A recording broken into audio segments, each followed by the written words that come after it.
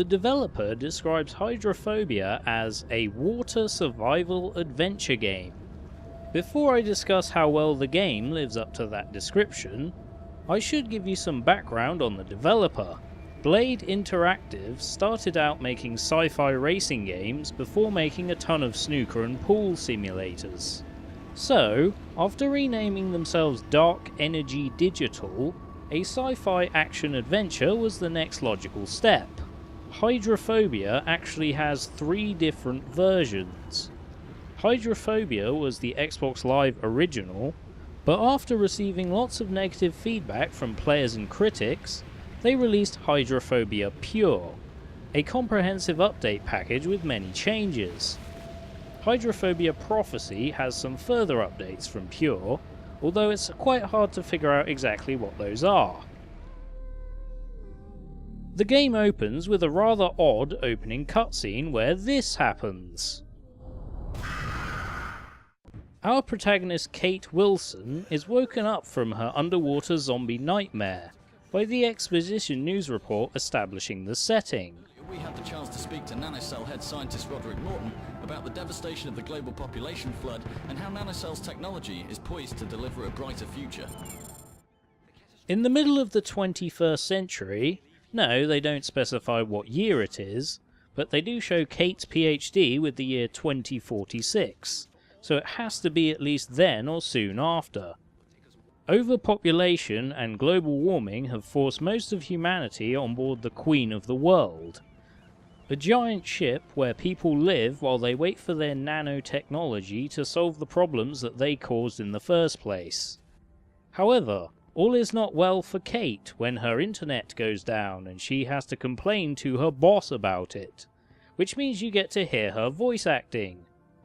Scoot? I might get the wrong idea if you keep calling me when you're off duty, Miss Wilson. My system just went down. Anything I should know about? The party of the century is happening on your doorstep and you're staying at home. I'm gonna check on the network. You know I don't pay overtime, right? After this, you can wander around her apartment finding random objects and hidden flavor text. There is also a treadmill with the single worst sound effect ever made. This is also the only time where you can see outside. Apparently, the ship is large enough to have its own underground train network. Kate gets on a lift which happens to have a time bomb.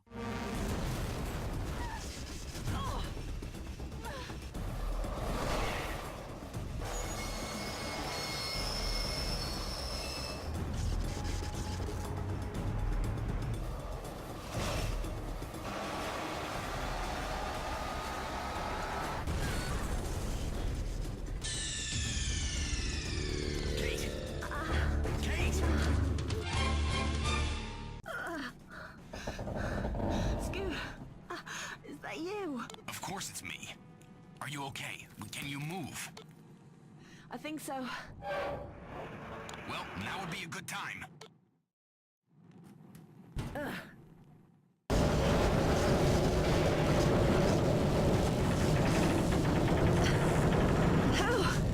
How did this happen? All I know is the ship was attacked. Attacked? This shows one of my personal pet peeves in sci-fi games, and that is when characters have to stick their fingers in their ears to talk on a radio earpiece. When you consider that even current gen microphones like Xbox Live headsets feature sound activated recording, why can't futuristic earpieces do the same thing? Anyway, it turns out that Hydrophobia is one of the few games to feature a true 3D map like the Metroid Prime series. Not that you'll need it, as this game is extremely linear. But I can't carry on without showing you this scene.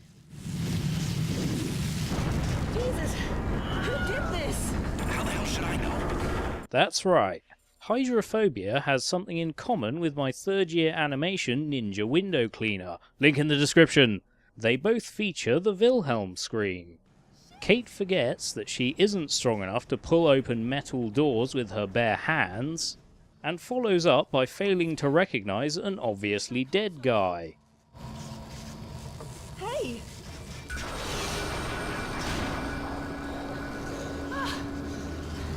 He's dead! Yates is dead! What? Since he was such a brilliant character, I will commemorate his death by pushing a chair on him. The action movie cliches continue with another time bomb. Kate? Damn it! I'm alright, Scoot. I'm okay. The door won't open. I can't get out. The access circuits are fried. You'll have to hack the emergency release. Damn! I can't get to it. Is there another way around? Interestingly, even though you never see the Queen of the World from the outside, this collectible proves they did at least make a CG model of the entire ship. Kate climbs this girder and uses her Mavi device to hack the console. Hacking involves matching the wavelength and frequency using the analog sticks, typically about 3 times. Then you get some of the best voice acting in the entire game. My arms are shaking. Now you find out that the Queen of the World is being attacked by a group of terrorists called the Malthusians, who have the slogan, "Save the world, kill yourself." They take their name from Thomas Malthus, a political theorist who predicted that overpopulation would bring about the end of human civilization, an idea not too far removed from current events. From here on, the game demonstrates its greatest selling point. 3 years in the making, Hydro Engine was designed to generate realistic water effects, and for the most part, it works. One of the earliest puzzles is rescuing the Chief and unlocking the sight scan function, which allows you to hack into security cameras and activate doors using the video feed. The Mavi can also see invisible writing on the walls. Every now and then you have to find encryption codes written by the Malthusians. Kate spots a gun under this ankle-deep water, which is much easier to see in the reverse angle shot. This is the LP4, which starts off with sonic rounds. These have infinite ammo, so the developers didn't have to put in a melee attack. In this scene you get your first look at the main villain, Mila Cross, the leader of the Malthusians. Nanocell's deluded vision is at an end. The human virus which consumes our planet will spread no further. Surrender to your fate. I don't know that many games where a woman is both the hero and the villain. Perfect Dark comes to mind, but even that had many other villains besides Cassandra. Unfortunately, the majority of the game now devolves into fairly generic cover shooting.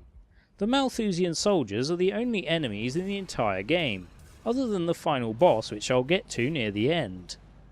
They also reuse puzzles, like shooting electrical wires to pass water safely, hacking consoles, and finding codes written on the walls. Also, there are a few more fires that you have to put out by hacking cameras and opening doors with water behind them.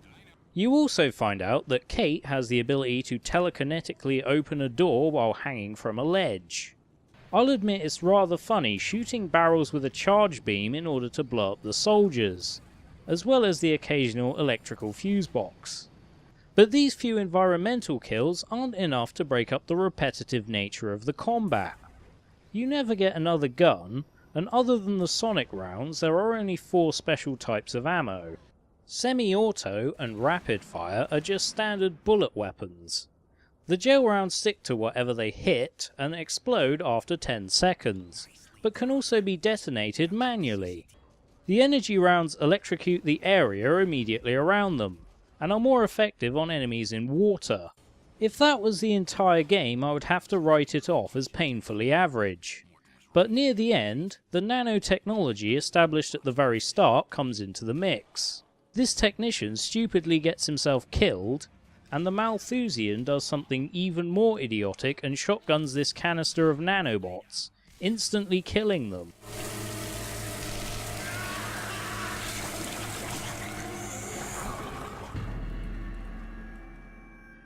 This elevated platform collapses and Kate is also infected by the nanobots, but somehow she doesn't die immediately.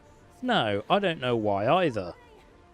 Now that she is infected, she has to find nanobot suppression pills at certain scripted points on the map. There is a lot of underwater combat here, as well as floating barrel puzzles suspiciously similar to the one in Half-Life 2. Mila once again appears on the screen in the lift going to the plaza. The plaza has one of the most annoying fights in the whole game, where you find out that the secret to Malthusian combat strategy is an army of clown car soldiers that spawn in from off-screen. This has to be one of the most unfair checkpoints in any game. As soon as you start, 3 guys immediately appear in the path to the left, and if you just walk forwards without fighting them, they shoot you in the back. Fortunately, a well-placed gel round turns an annoyingly cheap enemy placement into an amusing triple kill. I also found out that you can shoot exploding barrels and survive the blast.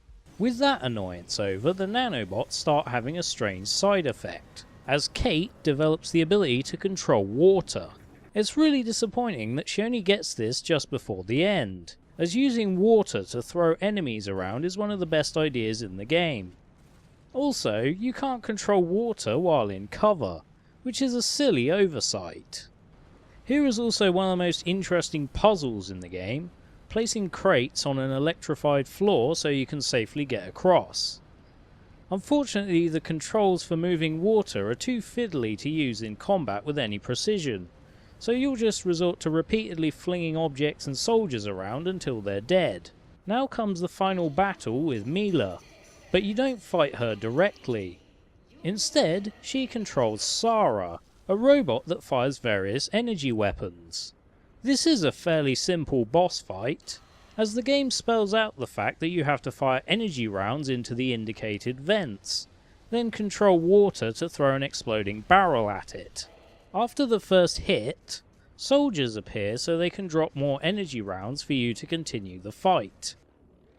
This gets really annoying, as the bigger energy beam attack can still hit you when you're in cover.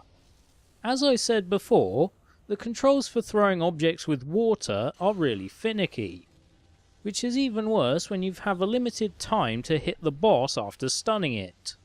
After 3 hits, both the boss fight and the game come to an end. I'll give them credit for not ending the game with a cliffhanger. There's nothing worse than an ending that will only be resolved in a sequel that may never come. Having seen all the game has to offer, I will explain some things that could have been improved. The nanotechnology setting is barely used. The nanobot infection should have happened just after Kate left her apartment, which would have been more in keeping with the developer's original intention of a water survival adventure game. They should have put in at least a few more enemy types, and being chased by underwater drones or deadly clouds of nanobots could have been pretty intense. I also don't like the gun, as the game becomes a generic third-person cover shooter as soon as it's introduced. I'd say that it would have worked better as a stealth game where the Malthusians are too dangerous to take on in a straight-up fight, and you control water to kill them with environmental hazards. I also don't like the fiddly controls of the water towers, and the fact that you can only move them in 2 dimensions. I think it would have worked better as a floating sphere which you can raise or lower with the left and right triggers. The Malthusians come across as stock villains, and never really convince you that killing everyone in order to save the human race is anything other than insanity. The best villains can convince you that their plans are for the greater good, but their methods are so extreme that the end cannot justify the means. It's true that overpopulation is a serious issue that threatens the survival of the human race, but it's hard to see what kind of future the Malthusians would have brought about had they succeeded, other than hastening the extinction of the human race after being destroyed by the nanobots. I came away from Hydrophobia feeling that it could have been so much better. It has a lot of good ideas, but they weren't used in the right way. The Hydro engine is a very innovative way of simulating water, but it's not good enough to carry an otherwise average game. I also like the idea of making a AAA game on only a fraction of the budget, especially now we have games with budgets to rival Hollywood movies. Unfortunately, Hydrophobia doesn't really have good enough graphics to match that idea. I can admire the developers for taking feedback from players and reviewers, and making a large upgrade package to improve the game.